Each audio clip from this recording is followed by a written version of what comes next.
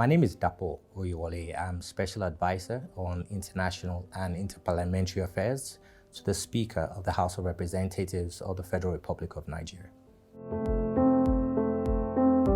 As you know, we run a bicameral legislature where you have the Senate and the House of Reps. A lot can fall in between those two cracks, so to speak. It was important to make a connection between the issues of development planning at home, the challenges of international development broadly, but also the imperatives of the legislative interventions and policies that needed to drive these things in the right direction. The other concern is the importance of making sure that legislative decisions, assessments, and priorities are actually informed by evidence, by research, by statistics, and not just political realities and political expedience. Many promises are made to Nigerians on a regular basis. How do you monitor them, and how are we held accountable?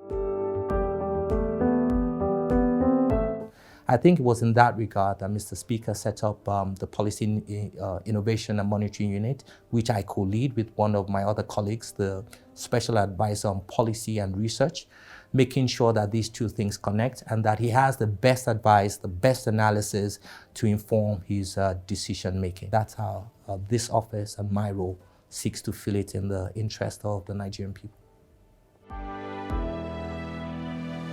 The legislative agenda, if you like, is like the strategic plan, the work plan of the House of Representatives for the next 3 years, meaning all the policies, all the legislation, bills, motions, and acts that will come to the floor or that we raised on the floor must be in line with the priorities of this legislative agenda.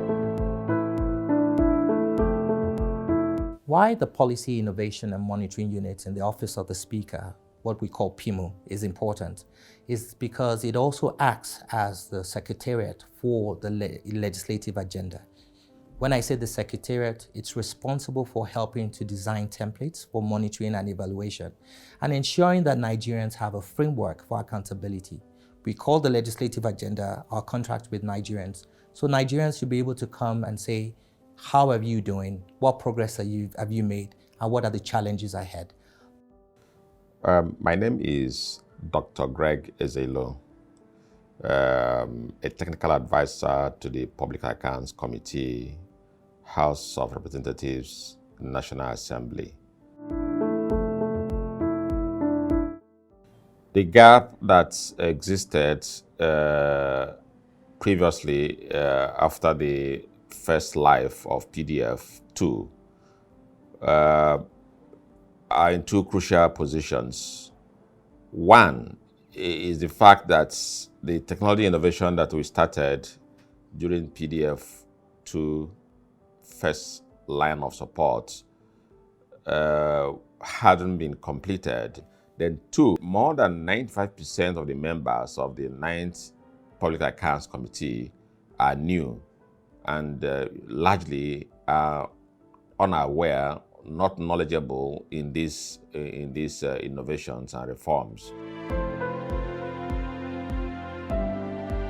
The gap is able to be filled in the sense that December 10 and 11, 2020, half of the members, the new members now, have been trained in the use of the electronic facilities. And they were fascinated, very, very fascinated, because some of them have seen it for the first time in the history of the National Assembly and in the history of some of the activities of the committees of the National Assembly. My name is Abdullah Hisaat Abdulkader.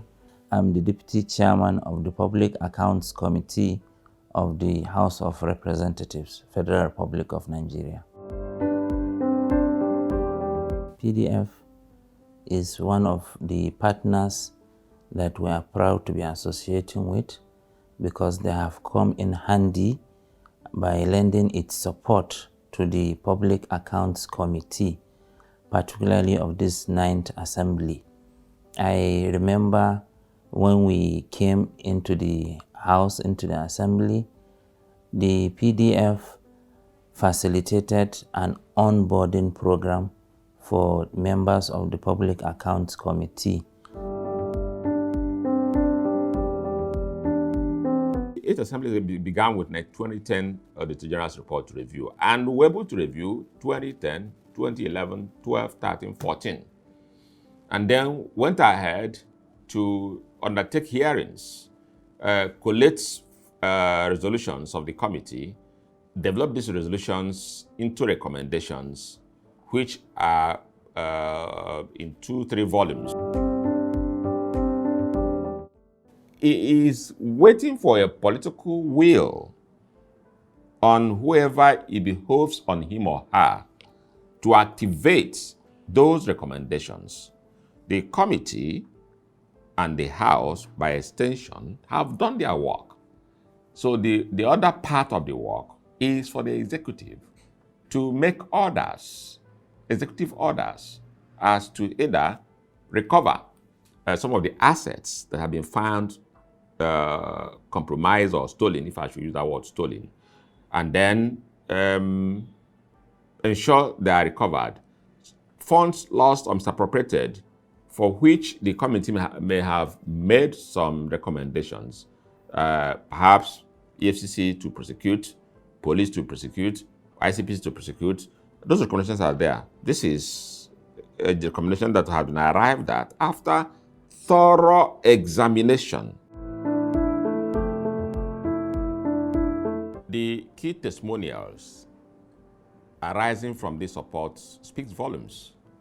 If you recall, I did mention for 10 years, the Public Accounts Committee of the National Assembly never ever issued a report of the activities which covers the review and of the General's report and trials of complicities arising from the Auditor General's engagements with MDAs.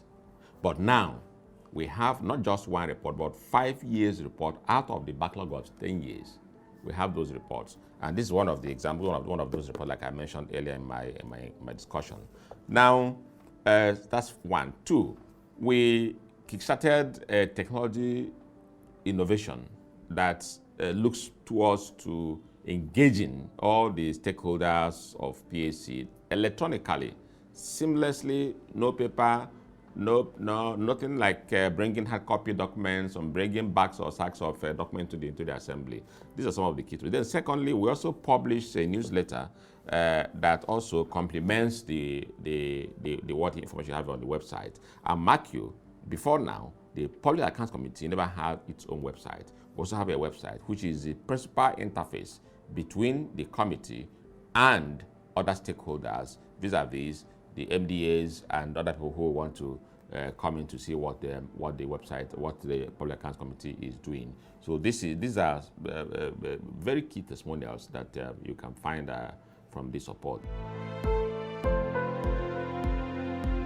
When we came in, we realized that we have a lot of work at hand because a serious backlog of work was waiting for us. And PDF helped us in, first of all, setting targets and organizing workshops. Apart from the one that we experienced, apart from the one that we enjoyed, the onboarding, we had 2 or 3 other trainings that was organized for us by PDF. And through those trainings, we were taken through the basic knowledge that we need to work with as members of this specialized committee. The impact of the project on Public Account Committee in particular and to Nigerians in general is in the area of making the committee more effective and alive to its responsibilities. If we didn't have the support coming from DFID, PDF2, first engagement, PDF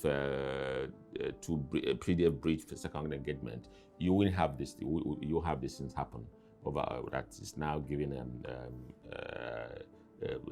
giving us this first lift at the Public Accounts Committee of the House of Reps. The support from the PDF program helps to ensure that the Office of the Speaker has access to some of the best international expertise, resources, and advice that is required.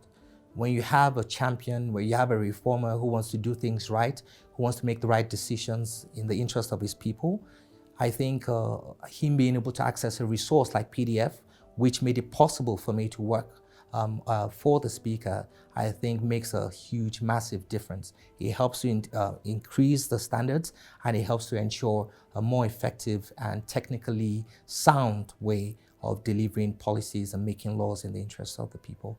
And PDF's role in that regard has been very helpful.